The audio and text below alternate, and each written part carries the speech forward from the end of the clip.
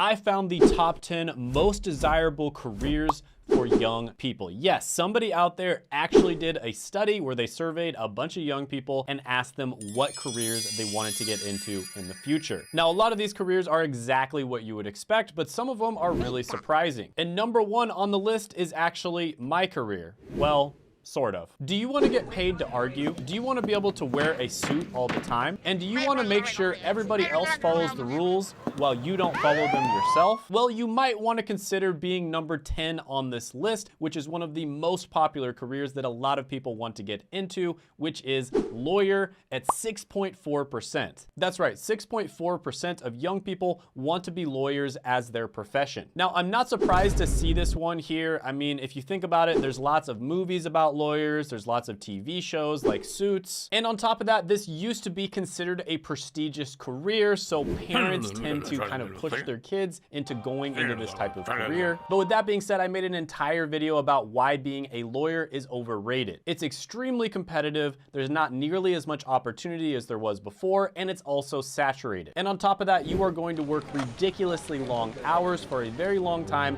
before you are even able to secure a decent job. And one great quote by Charles Dickens is, "If there were no bad people, there would be no good lawyers." But yeah, being a lawyer is kind of like being a quarterback for legal football. You get to make strategic moves to score a win for your clients while dodging any legal tackles. Now, the next one on this list is a career that's extremely appealing to introverts. Now, a lot of us grow up reading our favorite books like Harry Potter or Game of Thrones, and some of us imagine that when we get older, we can become writers ourselves. And the next one on this list appeals especially to people who are introverted and love writing. And that is, of course, becoming a writer at 8.4% of people who want to do that when they grow up. Now, traditionally, this wasn't always one of the best careers. What did he say? In fact, there's a quote that goes, "The freelance writer is a man who is paid per piece, or per word, or perhaps." And that's because a lot of the time, writers are not paid very good money. But with that being said, in recent times with the rise of the creator economy, this career has been making a massive comeback. And the reason for that is because all good content, whether it's a video or a podcast, or of course a blog, something that's written, originates from good writing. That's right, almost all successful YouTubers script their content. Even if it's a vlog that seems really spontaneous, usually they think about what they're going to do beforehand. And the reason for that is because they're trying to tell a good story. So although I would almost never recommend getting an English degree or a creative writing degree, I do think this career is making a comeback and there is a ton of opportunity. And I know what you're thinking. You're probably thinking, oh, ChatGPT is going to take away all the writers' jobs. And I completely disagree with that. I think ChatGPT is going to make writing even more valuable. The next one on the list is going to be for those people who can't do anything other than either playing sports or dreaming about playing sports. And a very, very small percentage of these people get to play sports professionally. But a much bigger percentage of people can make a living by teaching others how to play sports, aka athletes and coaches. And about 11.9% of people dream of becoming either an athlete or a teacher. So this is another one of those where unless you're in the top 99.99th percentile, you're probably not going to be paid to be a professional athlete. But with that being said, if you really love baseball, for instance, there's a good chance you could get a job that is baseball related. And another thing you could do is you could start making content about baseball. So there are a lot of opportunities out there for you to make money following your passion, doing what you love. But a lot of the time you are gonna have to think outside of the box. Now, I personally have a massive amount of respect for athletes. I'm also a huge fan of just about all sports out there. My two favorite sports are probably MMA and boxing, and I have a ridiculous amount of respect for anybody who does that stuff professionally. They're basically like the modern day gladiators. And there's a great quote, "An athlete cannot run with money in his pockets, he must run with hope in his heart and dreams in his head," right? You kind of have to be a little bit crazy, in my opinion, to do boxing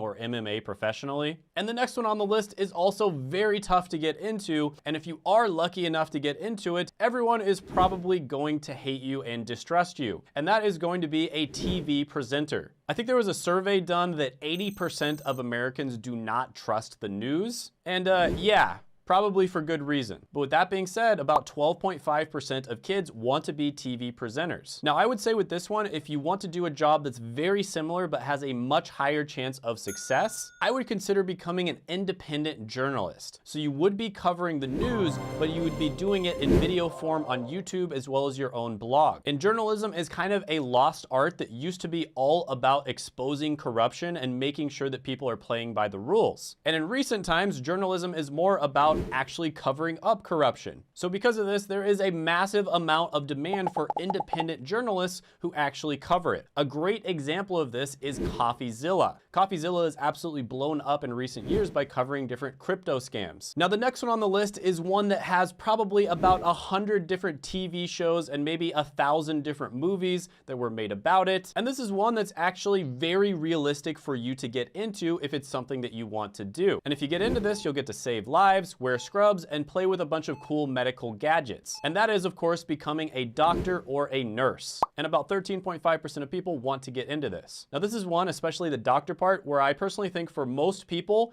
it's pretty overrated. This is another one where parents are constantly trying to force their kids into it. There's lots of different TV shows. It's always glamorized in movies and the news. And for that reason, I think a lot of people get into it for the wrong reason. And that's why medical doctors have some of the highest depression rates as well as some of the lowest job satisfaction scores. But I definitely can see why getting into the medical field in general is so attractive. And that's why I myself went into the medical field. I actually ended up getting a doctorate and I became a pharmacist. And if you look at medical careers, they do have some of the highest meaning scores. And meaning is basically a long-term indicator of your overall happiness in the career. But medical doctor actually has some of the lowest scores out of all the different health careers. So this is definitely one where you want to do your research before you go into it. Do not go into this one just because your family wants you to, or because there's a bunch of cool shows that you watch about it, or because you hear about it all the time on the news and you think it's going to get you a lot of clout. Now, the next one on the list is one of my absolute favorite subjects. There was a short period of my life where this is what I wanted to do as well. And this is also one that until recently, it was incredibly difficult to get into, and that is becoming a filmmaker. About 13.5% of young people want to get into this. Now, Hollywood is notorious for being known to be incredibly difficult to break into. And one of the main reasons for that is because there is a bunch of gatekeepers. And a lot of these gatekeepers were people like Harvey Weinstein. And there are countless examples of extremely talented writers, directors, etc., that never made it in Hollywood. Now, recently, because of the rise of the creator economy and the internet, there's been a lot more opportunity in filmmaking. And there have been many talented people who have found success in indie films or on Netflix or by just starting to create videos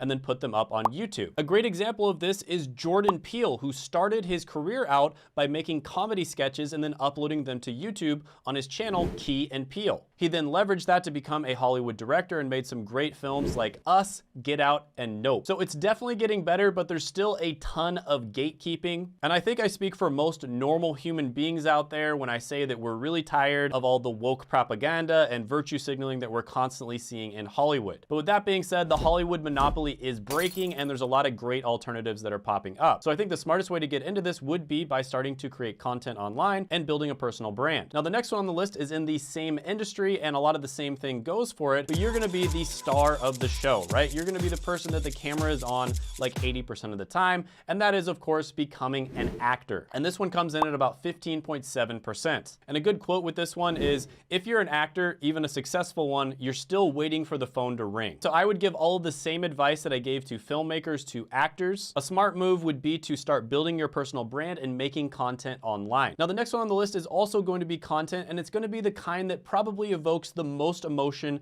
out of any type of art, and that is, of course, becoming a singer. So about 16% of kids want to become a musician or a singer of some sort. I've heard people say that music is the one thing that makes life worth living. And there's one quote, without music, life would be a mistake. Now, at this one, I give the same exact advice. You would want to start making content. And this is exactly what Justin Bieber did in order to get discovered. And even if you don't want to be a pop star, you can still make money by making music for a living, right? So there was one school teacher who went from being deep in debt to making millions of dollars within a few years. And this is Miss Rachel, who owns the YouTube show Songs for Littles. And she basically uses song in order to inspire and teach children. With the next one on the list, you can get paid to share every little detail of your life with other people, from your mundane morning routines to your deepest thoughts and musings. And this is exactly what Casey Neistat did in order to become a worldwide known brand, and that is, of course, blogging or vlogging. And this one is at 18.1%. Now, blogging is where you would share your thoughts with the written word, so you'd either have a blog or a newsletter. And then vlogging is where you take people through your day-to-day life,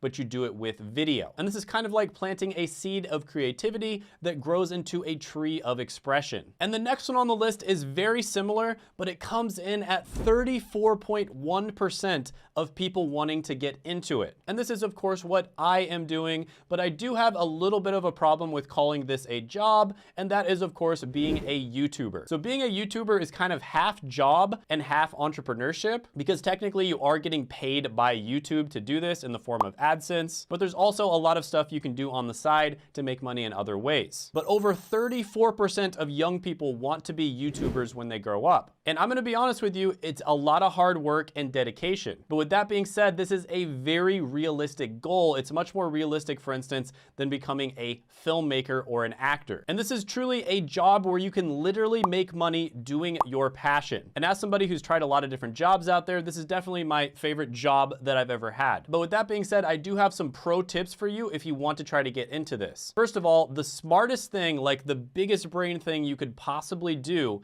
in order to maximize your chances of being successful as a YouTuber is to get paid to learn how to do YouTube. Now, how the heck do you do that? Because you're probably thinking, Shane, it costs a lot of money. You have to buy a camera that's gonna be $1,000. Then you have to learn how to edit and you have to learn how to make thumbnails, and it's a lot of work. Well, you can actually get paid to learn YouTube by working for a YouTuber. And this is one of those opportunities that I talk about quite a bit on this channel. So there are positions out there where you can get paid really good money to work for big YouTubers. So for instance, scriptwriter is one. Another really good one is becoming what's known as a retention editor. And then another really good career you could get into is becoming a content strategist. And I'm telling you right now, if you work for a successful YouTuber, that is like the smartest way to learn the business of YouTube and how to be successful on here. So that is what the big brain people of the world are doing. Now, if you don't want to work for a YouTuber, you can still be successful on YouTube, but it's going to take a lot of time and effort. You're probably going to have to upload at least 30 videos before you finally have one that pops off and does really well. So yeah, YouTube absolutely changed my life. It's incredible. I get to combine a bunch of my different passions and make them into YouTube videos. And after realizing that counting pills for a living wasn't going to be my calling, I traded in my white coat for a camera and I helped thousands of people find their dream careers and land jobs. And I actually made a list of the best remote jobs and I ranked them from S tier, which is the best,